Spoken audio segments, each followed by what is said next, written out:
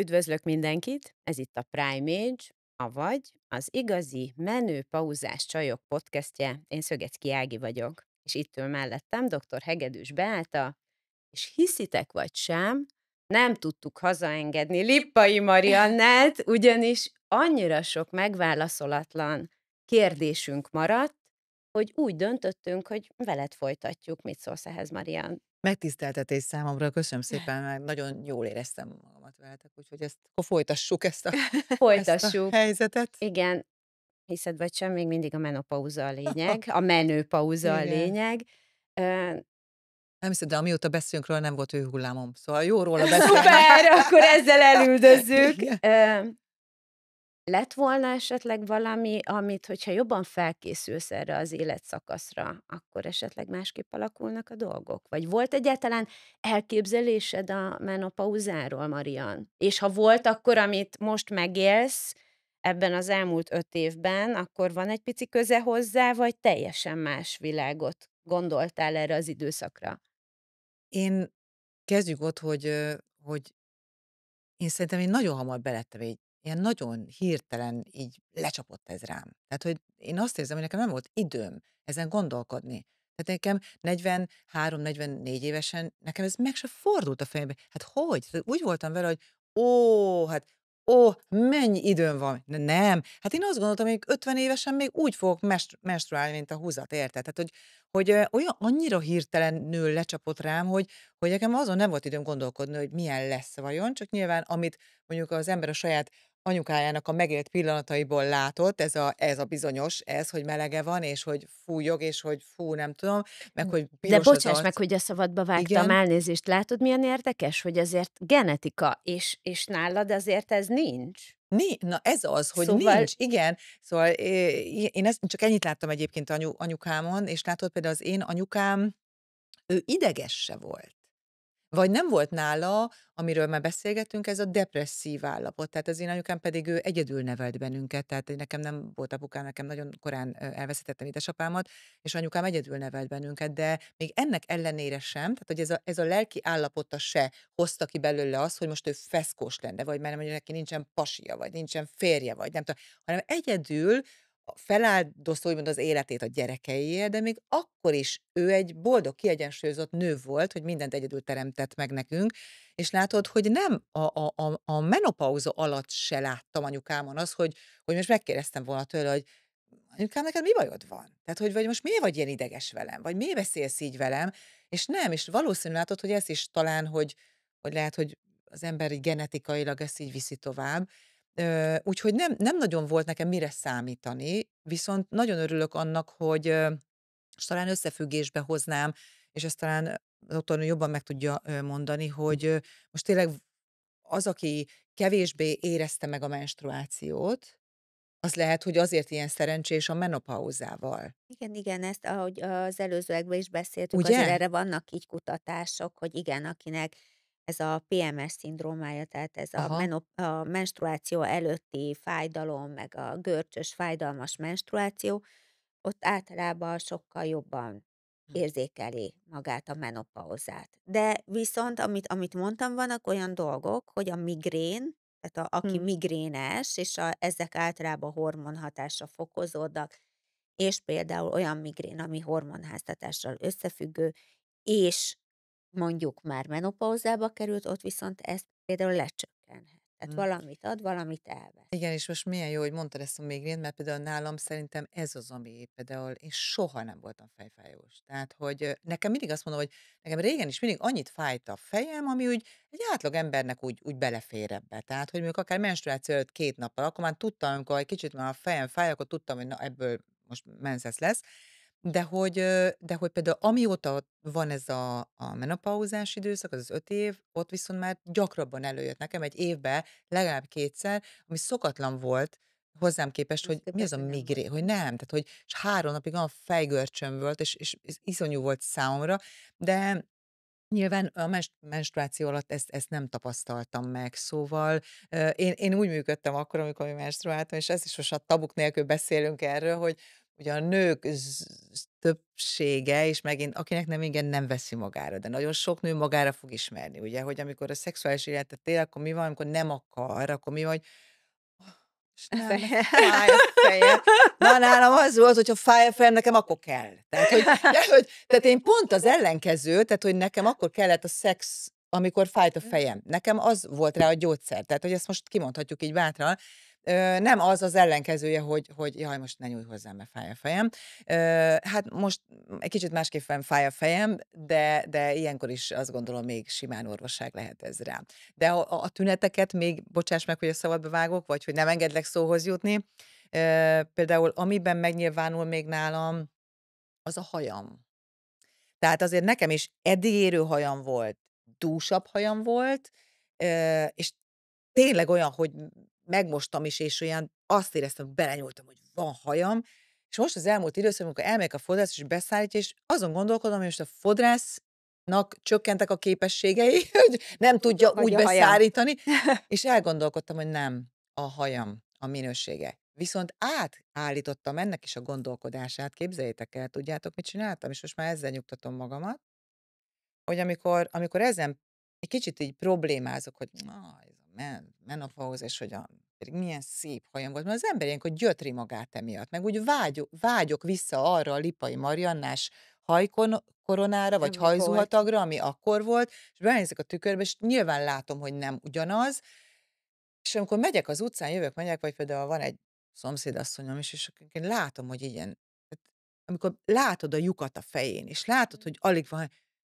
ránézek, és mondom, Marianna, hogy te, hát mi? Hát egy csomó hajad van, és olyankor megnyugtatom magam, hogy Marianna, nincs probléma. Tehát, hogy a nézőpont kérdése, hogy mi a kevés, és mi a sok. És itt Tudod? fogunk az Hogy aki, életkedvhez na, kanyarodni, de előtte, mert hiszitek vagy sem, érintett vagyok én is ebben na, a témában, ugyanis nekem a tavalyi évtől érezhető és látható brutálisan a hajam elvékonyodása. És kedves doktornő, szeretném kikérni, tényleg valóban, mert ezt még személyesen sem kérdeztem meg, nem csak forgatáson, hanem egyébként ennek mi az oka be Megint csak a maga a a hormonális hormon? egyensúlynak a felbomlása. Az oka ugye a női szervezetben is ilyenkor van egyébként androgén típusú hajhullás, ezt így hívjuk, amikor az ösztrogén szint szépen lecsökken, és tulajdonképpen a női szervezetben is megtalálható a tesztoszteron. Fontos is a tesztoszteron, ezt sokan nem tudják, de például menopauzában azért is fontos egy bizonyos tesztoszteron szint, mert egyébként az izomzat nem tud már úgy épülni. És ahhoz, hogy a vázizomzat tartson, hogy az izomzataink megfelelő feszességűek legyenek, tehát ilyenkor szokták mondani az edzők, hogy nagyon sok esetben menopauza után már nem azért dolgozik egy nő a saját testén, hogy nagyon szépen definiált izmai legyenek, hanem azért, hogy a bőrön elógjon, hanem hogy kitelítse az tulajdonképpen az izomzat. De ehhez, hogy még tudjunk fejlődni, ahhoz azért egy bizonyos mennyiségű tesztoszteron kell. Most amikor lecsökken az ösztrogén szint, de mondjuk ahhoz képest, hogyha nézzük a hormon egyensúlyt, többnek tűnik a tesztoszteron, akkor az ugye a férfiaknál is ilyen típusú szervezet, vagy egy ilyen hormon állapotban elindíthatja a hajhullást is. Tehát ilyenkor fokozódhat például a hajhullása. És akkor nagyon sok minden jön egybe, ilyenkor rosszabb, tehát magának a bőr, a hajas fejbőrnek a szerkezete is változik, maga a hajhagymának a vérellátása is változhat, nem fejlődne, vagy nem alakul már úgy ki a megfelelő kapilláris hálózat, ami táplálni tudja a hajhagymákat, és ezért sokkal rosszabb lesz maga a fejbőrnek az oxigenizáltsága is, és ez mind együttesen nagyon sok folyamat vezethet oda, hogy szépen elvékonyodik, és egyre kevesebb lesz a hajunk. Tehát én szoktam találkozni, amikor bőrgyógyászaton vagyok, és akkor ott bejönnek a nagyon aranyos nénik, ilyen 70 pluszos néni, és azt mondja, hogy az a bajom, hogy nincs annyi hajam, mint régen. És Édesem. akkor ilyenkor mit mondjak? Hogy hát ez nem is lesz már, vagy Hát vagy hogy igen, miközben őt ez zavarja, és abszolút megértem, hogy hogy sajnos. őt abszolút zavarja az, hogy nincs haja. És visszatérve egy kicsit, bocsánat, hogy itt csapongok, csak hogy az is, hogy mit gondoltál régen a menopauzáról? Semmit. Tehát, hogy én például fiatalon egyáltalán nem foglalkoztam azzal, hogy én egyszer majd menopauzás lehetek. És nyilván itt lehet az edukációnak megint csak egy fontos szerepe, hogyha felkészítjük a fiatalabb Bizony. korosztályt. Nyilván nem a 20 éves most se fog foglalkozni. Az én gyerekem, és azon kívül, hogy kiröhög, amikor mondom, hogy és ők meg Igen. így ülnek, és akkor veszekszünk a termosztáton, hogy akkor már pedig most letekeritek aljátok, nem alszik. De komolyan. Igen, akkor tehát, hogy ezen kívül, hogy így megkacagnak egy kicsit, őt még nem fogja érdekelni, és nyilván ezért nem fogom megkövezni, hogy nem érdekli, hol érdekelné, teljesen más életszakaszban van. De mondjuk a 35-40 éves korosztály már valamilyen szinten kicsit tudatosabban kell, hogy majd odafigyeljen inkább a 40 pluszos a testére, a testének a jelzéseire, mert akkor ott nagyon sok minden kiküszöbölhető már előre. Egyszer régen, hát nem is olyan régen, mert hogy nem tudom, szerintem egy fél éve ismerjük egymást, egy beszélgetésünk alatt azt kérdezted tőlem, ami így sokszor eszembe jut, hogy sok csokoládét eszel? Sok édességet eszel? Emlékszel? Igen, igen. És akkor mondtam neked, hogy nekem például én mindig is egyébként édes szájú voltam, de ezt úgy képzeljétek el, hogy az elmúlt 1 évben egy egész cukrászdát szerintem ki tudnék enni, vagy egy édesség-desszertboltban, amit el tudtok képzelni. Ez is egy jel, Bea? Ez is igen, ez is abszolút egy jel.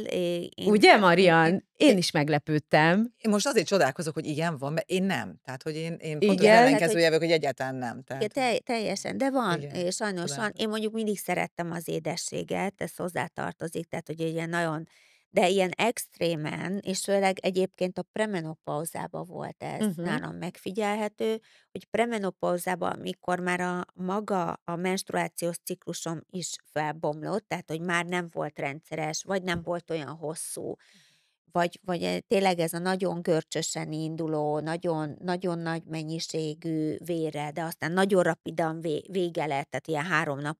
Na, ezek előtt, a ciklusok előtt volt az, hogy bárkit megöltem volna a családba, oda ki van rakva az asztalra egy lindgolyó, és oda nyúlnak érte. Tehát az enyém volt bármi áron is, tehát ott én tényleg Igen. ilyen gyermeki szintre, és egyébként ez nagyon érdekes, mert ugye idős korba ez így fokozódhat, így az édesség iránti sóvárgás, és ha nem figyelünk oda, ugye ennek nagyon sok egészségügyi következménye is lehet. De én annyira emlékszem például az én nagyszüleimből, hogy például a nagypapámnak mindig süteményt kellett sütni. Majdnem minden másnap, harmadnap a nagymamám süteményt sütött, és sose értettem, hogy mit akar ezzel a sok süteménye. Én is szerettem, de hogy miért kell neki mindig a sütemény?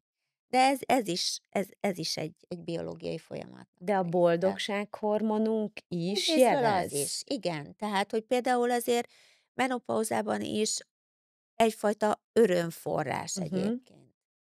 De egyébként maga tehát magával az inzulin szinttel is ezzel a ciklikussággal is összefüggésben. Előző felvételeken beszélgettünk már egyébként arról, hogy ez az élethelyzet, életszakasz is mennyire hasonlít egyébként a kezdő fiatal tinédzser időszakunkhoz, amikor például egyébként először jött meg a ciklusunk, és, én azon szoktam mosolyogni, hogy nálatok nem volt olyan annak idején, amikor érezted, hogy ugye meg fog jönni, és mondjuk a sósat, az édeset, utána újra ittel egy pohár vizet, és utána újra. Tehát nekem voltak olyanok, imádom egyébként, igazi falusi lány vagyok, de én imádom egyébként a zsíros kenyeret újhagymával például. Megettem egy hatalmasat, ittam egy pohár Én vizet, és utána ettem a csokoládét, tehát akkor tudtam, hogy oké, hát akkor ez valószínűleg 1-2 napon belül akkor minden rendben lesz, és nekem egyébként néha most is vannak ilyen hullámok. Azt nem mondom, hogy teljes falánkság, illetve azért arra büszke vagyok, hogy én meg valamiért nem hízom. Nem örülök neki, hogy nem jön rám, és pont az a ez a hasi vonal, ami Igen, ugye igen. ebben az időszakban nagyon érintett, és nagyon nehéz test helyzet, nem, hogy is fogalmazzam, tehát, hogy a hasunkra egy ilyen, az úszógumi projekt, ugye, jól mondom? Igen, igen, igen, a Tehát hasi zsírnak a mennyisége az, hogyha nem figyelünk oda, akkor igen, meg tud növekedni, ami sokkal több negatív hatást rejt magába. Tehát, pont most olvastam, egyébként hozzáteszem, hogy nagyon sok minden úgy nem áll össze, mert nem foglalkozunk vele. Én is teljesen más területen dolgozom, tehát nekem sem volt ez egyértelmű, és most olvastam egy kutatást, hogy egyébként magát a sokkal komolyabban kell venni a premenopauza, menopauza idejében magát a derék körfogatot, tehát hogy azt kell figyelni, hogy hogyan változik, mert az is tehát nem magát csak a testtömegindexünket, hogy változik, hanem magát a derék méretet, hiszen az adja meg, hogy mennyi lehet a lerakódott, a felhalmozódott hasi zsír, illetve későbbiekben ugye maga a zsigeri zsír, tehát amikor már nem tud vele mit kezdeni a szervezet, hova a bőr alá tudja elhelyezni a felesleget, és ezért ott van hely, és igazából itt halmozódik fel, és ezt vehetjük észre ez a menopauza alatt, hogy megváltozik egy kicsit a test, hogyha nem figyelünk oda, és amikor a karcsú derekunk az úgy szépen olyan egybederékká változik, eltűnik a derék, igen. eltűnik a derekunk, és akkor azt már csak ilyen jó kis behúzott, övekkel és a többivel tudjuk, de akkor az meg már úgy néz ki, mint egy ilyen kis Michelin figura, szóval, hogy így, alapvetően, nyilván attól függetlenül, hogy a szervezetünk megmutatja, hogy mit szeretne, és ezt megadjuk neki, azért nyilván a mérték az érték, tehát hogy mértékletességgel kell ezeket megadományozni a testünket. Így van. Ezt a témát csak azért hoztam fel, mert hogy nagyon sokszor mosolygok magamon, hogy most így ugye 50 évesen, a menopauza kellős közepén hasonló tünetekkel szembesülök, mint annak idején, akkor, amikor ugye tinédzser voltam, és az első ciklusom elindult, most is vannak hangulatváltozásaim, akkor is voltak, csak akkor pont azt éreztem szerintem, amit most néha a kisfiam, hogy nem érdekel semmi, és így ámblok utáltam egy időszakban egyébként az egész világot. Hát néha most is ezt érzem, csak hogy így kapcsolódik néha a fiatal lánykoromhoz ez a mostani élethelyzet, de nem is rólam van szó, hanem az életkedvről, Marian, illetve a közösségépítésről. Azért nagyon szép közösség van körülötted, és nem tudom konkrétan, de csak sejtem, hogy azért ezek a követőid nagy része, gondolom, nő. Nagyon jól gondolod. Egyébként meg igen, viszont annak az egynek nagyon-nagyon örülök, és ezt mindig észreveszem, és ez már nagyon-nagyon sok éve így van, és ezt hangoztatom is, hogy az életkedv az nem korhoz kötött. Tehát amit én csinálok, tehát nekem nincs célközönségem. Tehát nem mondhatom azt, hogy én mondjuk a 20-as lányokhoz szólok, vagy az 50-es nőkhöz, vagy a idősebbekhez. Az életkedv az mindenkit érint. Tehát az élet szeretet, az mindenki életében ott kell, hogy legyen. Tehát ha 20 éves vagy, akkor azért kell, meg kell szeretned az életet, és úgy kell neki indulnod. Ha már egy kicsit már kifelé mész úgy az utadon, én kilométerszelvénynek hívom csak a korunkat, tehát hogy nem azt mondom, hogy 60 évesek vagyunk, hanem a 60-as kilométerszelvénynél járunk. Valahogy az úgy jó, és akkor kérdezik, hogy de meddig kell? Nem tudjuk. Tehát ez a szép ebben, hogy nem tudom, hogy most a 80-asig kell eljutni, vagy a 61-esére, nyilván nem tudjuk, de ezért kell megragadni azt, hogy a jelenben, a mostban, és hogy most éld meg azt a pillanatot. Szóval nagyon sok, de nagyon sok nő követ, így van valóban, és én próbálom az én női kedves követőimet abba az irányba tolni, hogy az nyilván, hogy szeressék meg önmagukat, amit tudom, hogy néha ilyen elcsépelt és közhelyes, és én soha nem kértem azt senkit, hogy állj be a tükörbe, és mondd azt, hogy nagyon szép vagyok, vagy így vagyok jó. Tehát ez egy hülyeség, ezt tudjuk, hogy ez így nem működik. Tehát ha el Főleg, ha fogod nem hiszem mondani el. 15-ször, na, ha 15-ször el fogod mantrázni, hogy nagyon szép vagyok, tehát akkor se. Én mindig azt mondom a nőknek, és mindegy, hogy menopauzás, vagy nem menopauzás, áll a tükörbe, egyet titka. De tényleg, mert a nők ott rontják el, hogy beáll a tükörbe, és a következő jelenet zajlik. És mindenki röhög ezen előadáson is, de ez az igazság. Tükröt tartasz nekik, figyelj, beáll a tükörbe a nő, Úristen, Jézusom, ekkora az orra? Nem, Úristen, Jézusom, tele vagyok rázva, megőrülök, Úristen, hogy nézek. Minden rosszat, ami létezik rajtad, pedig nem így van. Tele vagy széppel, te csak a rosszra fókuszálsz. Nyilván csak a rosszat látod magadon. Tehát így soha nem fogod megszeretni önmagadat. Tehát mindig azt mondom, egy kicsit csak próbáld meg fordítva. Odaállsz, még ha nehezedre is esik, de keresd meg azt a pontot. Csak egyet legalább vegyél észre magadon, hogy hmm, szép formája van a számnak. Különleges vagyok, egyedi vagyok, mert szép formája van a számnak. Tehát, hogy itt rontják el a nők, hogy nem ezt veszik észre nyilván, és így élik sajnos az életüket is.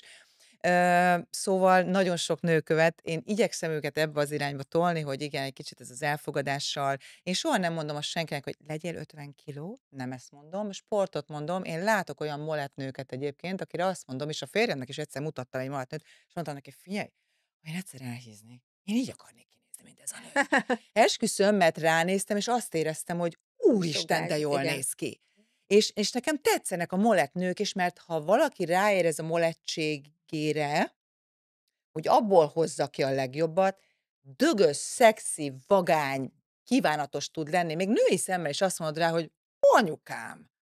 És nagyon fontos még egy plusz dolog, amit szintén tanítok a női olvasóimnak, hogy iszonyatosan kerüljék az életükből, és száműzzék a gondolataikból az irítséget. Mert komolyan mondom, még a menopauzádat is felerősíti, a hőhullámaidat is, mert nyilván, amit mondtál Bea, hogy egy menopauzás korszakban az önértékelésed ugye csökken. Mert Sőt, meglátod a kis fiatal csirkéket, te meg ott vagy, hogy már egy éve nem meg a bőröm is már kicsit, és ez az igazság, hogy azt nézed, hogy de jó kis cica baba, én meg már 51, vagy 55, vagy 50, vagy tök mindegy, és olyankor az a baj, hogy a nőben sajnos, és aki még hajlamos rá, abba pláne, átkattam még jobban az irítség, és mindig azt mondom, a nők sokszor nem attól ráncosak, mert a genetika meg a bőre, hanem azért, mert rosszul gondolkodik, és irigy. igen.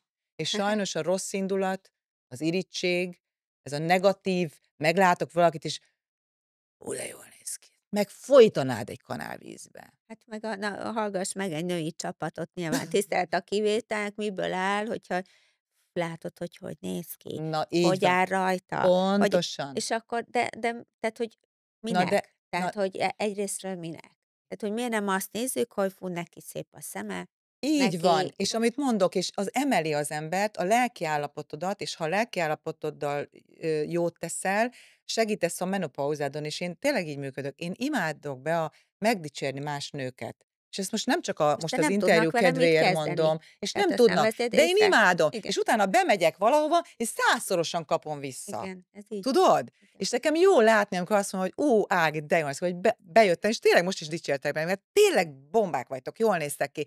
Nem nyalizásból, nem kedveskedésből mondom. Én tényleg őszintén ezt gondolom. És tudom azt, hogy mennyire kell ez a nőnek, mint egy falat kenyér. És milyen érdekes, hogy nagyon sok esetben egy nőnek egy másik nőtől kapott bók még többet jelent Így talán, van. Hát mint pont hogyha egy ezért, Így mert van. nehezen férfi. dicsérnek a Igen. Így nők. van. Viszont a férfiaknak is meg kell ezt tanulniuk, a férjünknek, a társunknak, és ez is aranyszabály kellene, hogy legyen. Tehát, hogy azért az, hogyha valaki 20 éve él már házasságban, vagy 15, vagy 30, szóval az ne legyen már az, hogy már 30 év után nem dicsér meg engem. Tehát, hogy azért figyeljünk oda, és ez oda-vissza. Tehát a nő ugyanúgy a férfit, és a férfi is a nőt, mert ők tudják egymást erősíteni. Tehát, hogyha ha jól nézek, neked csak én a férjemnek is ki szoktam oktatni a férjemet. Én el szoktam neki mondani, hogy időközönként elfelejt engem megdicsérni, és szoktam neki mondani, hogy édesem, tehát így, tehát így jól nézek ki? Jaj, azt mondja, tudod, hogy mindig jól nézek ki. Mondom, de nem mondod. Tehát, hogy nekem nem az kell, hogy a Pistike a szomszéd, vagy Attila, vagy bárki más. Tehát, hogy nem azt akarom, hogy bocsánat, közösségi oldalon 6 millióan, jó, de jól nézek ki, jó, de jól, hanem pont az, akitől a legjobban várod, akitől a legjobban esik az, hogy ő megdicsér, és nőként néz rád, nekem az kell. És mondtam, nem 0-24-be kell dicsérgetni engem, de ne felejtsük el. Szóval azért mondom, hogy a jól működésünkhöz, az egészséges működésünkhöz, a jó lelkiállapotunkhoz nyilván ez úgy kell, mint a falatkenyér. Abszolút, Szerintem. sőt, igen. Az életközösségről, mint Igen, életkedvről, igen. még azért fontos kérdésem van, hogy tapasztalod egyébként, hogy a menopauzával kapcsolatban megkeresnek? Írnak rád a nők? Tehát, hogy várják esetleg a segítséget, akár ezzel a témával kapcsolatban is? Most olyan választ fogok neked mondani, hogy azt mondom, hogy nem. Egy sor nem esett még erről. Minden másról, hogy a pasimmal így vagyok, hogy ellátom, hogy elhagyod, hogy ne egyedül vagyok, hogy nem találok társat, hogy nem tudom, nem tudok lefogyni, hogy mit tegyek, hogy mit de ez, minthogyha hogyha nem Tabu is alatt viszont igen. igen. Pedig én egyébként szoktam utalást tenni rá, tehát nyilván Én nem azt mondom, tudom. hogy minden nap ezzel jövök elő, de próbálom becsempészni a posztjaimba ezt, hogy igen, én már ezt megélem, vagy igen, már ott a változókor, vagy igen, lehet ezt úgy is kezelni, hogy, tehát hogy egy kicsit legyek egy kis támaszuk tulajdonképpen, vagy egy mankójuk, de igen, valóban ahogy mondod, hogy nem, tehát erről nem akarnak, vagy nem mernek kérdezni, nem tudom. Én viszont annak örülök, hogy már legalább ez a világ tud ugye rossz irányba is menni, de a jó irányt is tudja választani, mint akár ez a ti klassz műsorotok, hogy ez már egy segítség a nőknek, hogy beszélünk róla, mert igazad van régen, és a kérdésedre, hogy lehet egy menopauzára. Én is láttam anyukámat, de bocsánat, most így utólag belegondolva egy kicsit szégyenem is magamat, hogy meg se kérdeztem tőle, hogy hogy van. Tehát azt az Hát nem időszakát tulajdonképpen én annak nem tehát láttam, de nem beszéltünk róla. Mondjuk itt jó, hát régen miről? Régen nyilván, hogyha olyan kapcsolatban voltál a szüleiddel, olyan konzervatív gondolkodás volt régen, hogy erről egy az tuti, ez teljes tabu, a szex teljes tabu, de bocsánat, még a menstruáció is tabu volt. Hát én bocsánat, én a nővéremtől tudtam meg, hogy megy, nem anyukámtól. igen. Mint hogyha Igen. kellemetlen lett volna erről beszélni, hogy oda teszed a vattát, tehát hogy tudod, és nem. Igen. De Igen. most legalább már ott tartunk, hogy erről nyilván merünk Nyíltan. nyíltan Igen, beszélni. így van. Ezért is indultunk el. Vagyis Nagyon jó. ezért indult el dr. Hegedűs Beáta. Csak olyan sokszor úgy érzem, hogy itt vagyok melletted, és több eszemben beszélek, holott tulajdonképpen ez tényleg az egész projekt a te álmod, és a te negyedik gyermeked. Hát ez Hát igen, zseniális. igen, igen, az én negyedik gyermekem, de hát végül is azért már közösen haladunk ezen az úton.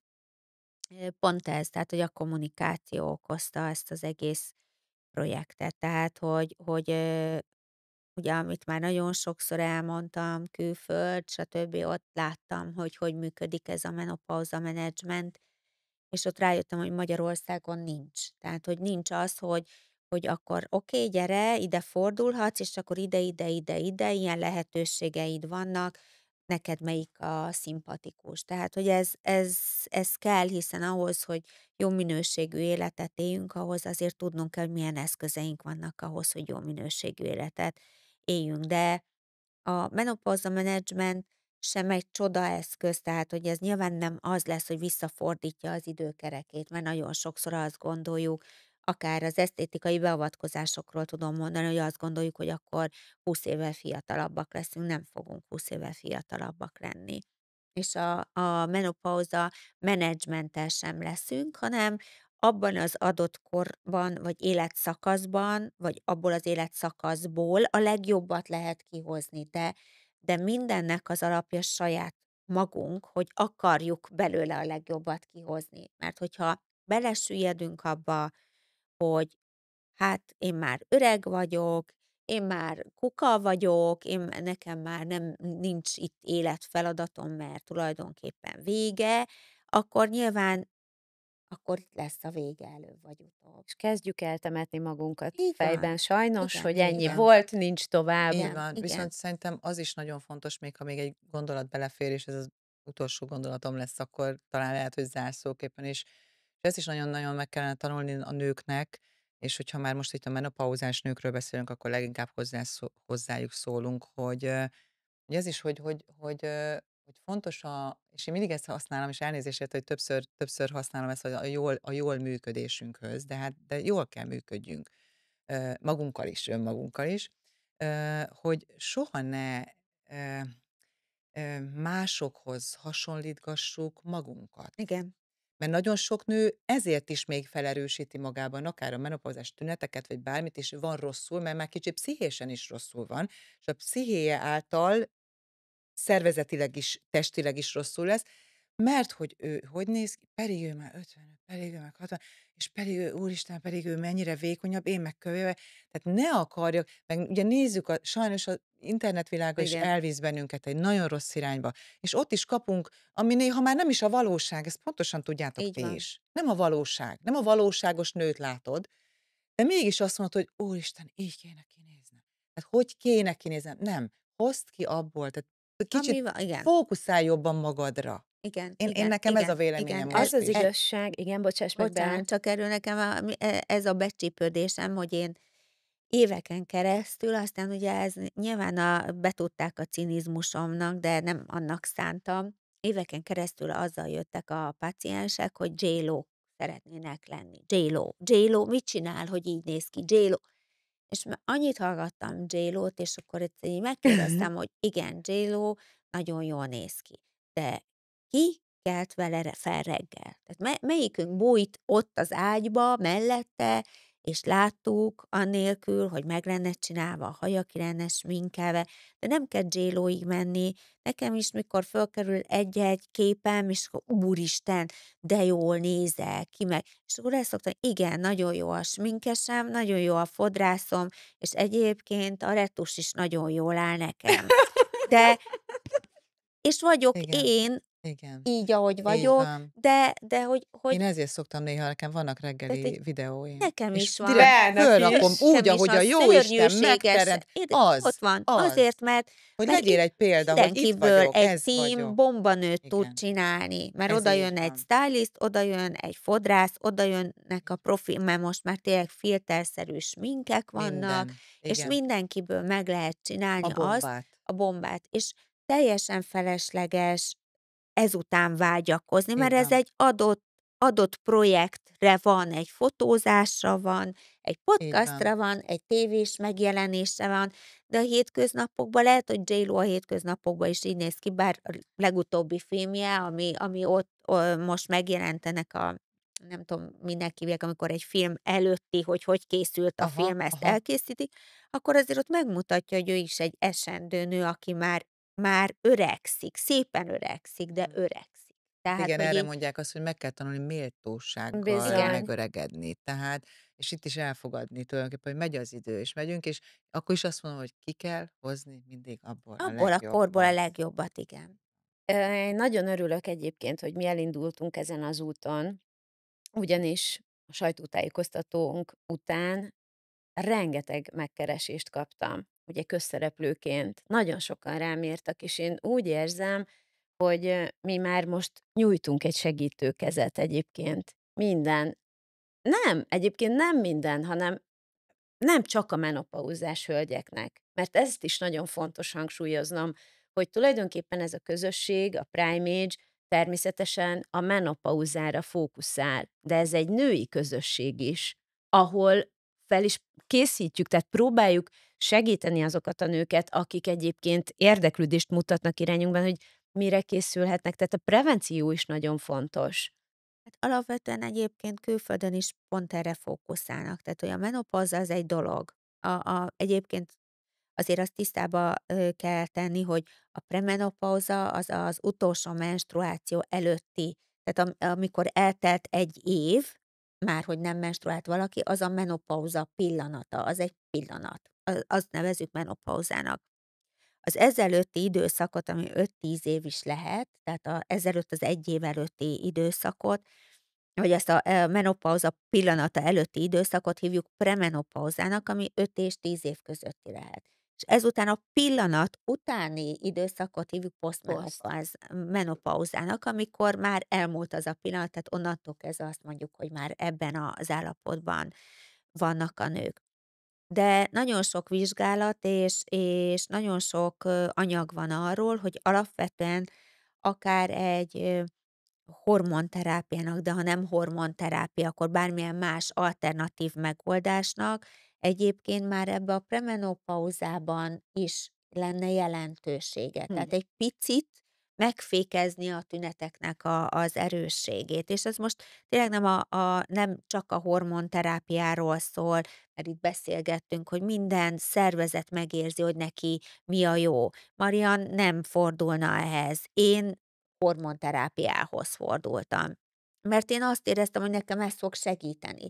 Nincs A vagy B, tehát itt fölösleges, remélem, hogy ebből nem lesz ilyen kommentháború, mert mindenki tudja azt, hogy neki mi a jó, és mibe hisz, és ő melyik úton szeretne elindulni. Tehát ez most semmi mellett nem Ja, szól, így van, hát én hanem én azt gondolom, hogy ebből a igen, beszélgetésből teljesen jött, és mindig igen, hozzá is tesszük, igen, hogy hogy a hány a nő nő annyiféle. annyiféle, Tehát így van. mindenkinek szabad döntése van Így ebben. van, tehát Tehát és ez most nem igen. igazából nem a maga podcast sorozat sem, tehát amikor csak azért szeretném tisztázni, hogy azért nem megyünk bele itt a nagyon biológiai, nagyon orvosi dolgba, nem az a lényeg, egy személyes konzultációnál egy nőgyógyász, vagy egy menopauza menedzsment központ el fogja magyarázni. Itt az a lényeg, hogy egyáltalán elinduljunk, beszéljünk, értsük meg azt, mindenki nyelvezetén, hogy mi is történik velünk, és hogy mennyire nem vagyunk egyedül, amiről beszéltünk. Így van, meg szerintem azért is hasznos, és tényleg gratulálok a műsorotokhoz, mert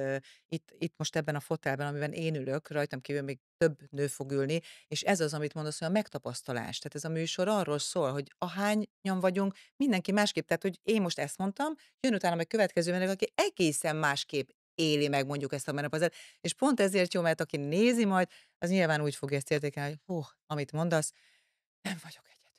Igen, Tényleg. Nekem nagyon-nagyon fontos egyébként, hogy inspiráljuk és segítsük azokat a nőket, akik most egyébként lehet, hogy pont mélyponton vannak otthon, és mosogatás közben hallgatnak minket, és azon gondolkodnak, hogy nem bírják, és elegük van, és a 3 gyerek ordít, ebből az egyik kamasz, a másik kiskamasz, a harmadik pedig most kezd még, nem tudom, a szobatiszta lenni, és közben a férj szeretné, hogyha vacsora lenne az asztalon, és minden ruhája ki lenne vasalva, ő pedig benne van most ebben az életszakaszban, és mondjuk pont egy olyan napot kapunk el, amikor hallgat minket, amikor úgy érzi, hogy nem bírja tovább. Tehát szerintem ez is nagyon fontos, hogy érezzék a nők azt, hogy ezt végig tudjuk vinni mi nők egyébként, úgy, ahogy egyébként nagyon-nagyon sok mindent. Szerintem rengeteg nő tényleg büszke lehet magára, hogy olyan kemény dolgokat vittek végig, viszünk végig mindannyian, mindenki a saját maga területén biztos vagyok benne, hogy nagyon sikeres és nagyon erős, és hogy ez is csupán egy életszakasz, nem pedig egy betegség. Ez így Így van. van. Meg nagyon fontos az is, hogy soha ne úgy nézzünk egy másik nőre, mert ez is sajnos kialakul a nőkben, egy biztos ismerős nektek is ez a mondat, amikor így ránéz, és azt mondja, ha, neked könnyű. Hát nem, senkinek nem könnyű. nem.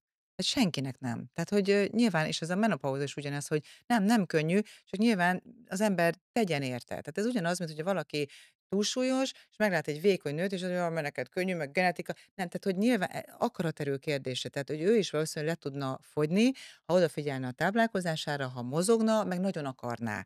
De egyszerűbb rádobni valakire, hogy mert neked könnyű. Hát nem könnyű, tehát Igen. senkinek nem könnyű, Így és van. ez a korszak sem. De nyilván, hogyha én azt gondolom, az ez szeretetteljes légkör is megvan hozzá, meg a háttered is megvan hozzá, és ezek a segítők, és az most lehet akár család, barát, bárki, vagy egy ilyen klassz műsor, mint a tietek, akkor én azt gondolom, hogy itt nyert ugye van minden nőnek, és menni fog ez. Remélem, hogy a női hallgatóink is ugyanígy gondolják, és nagyon bízom benne, hogy azért volt, akinél tulajdonképpen most minden szó, amit elhangzott, és minden mondat, az úgy teljes egészében átment, és tudtunk segíteni, és esetleg egy rosszabb nap helyett egy kicsi mosolyt csaltunk az arcára. Legyen Legyen így. így. Nagyon szépen köszönöm a beszélgetést. Ennyi volt a Prime Age, avagy az igazi menőpauzás csajok podcastje. További szép napot mindenkinek, sziasztok!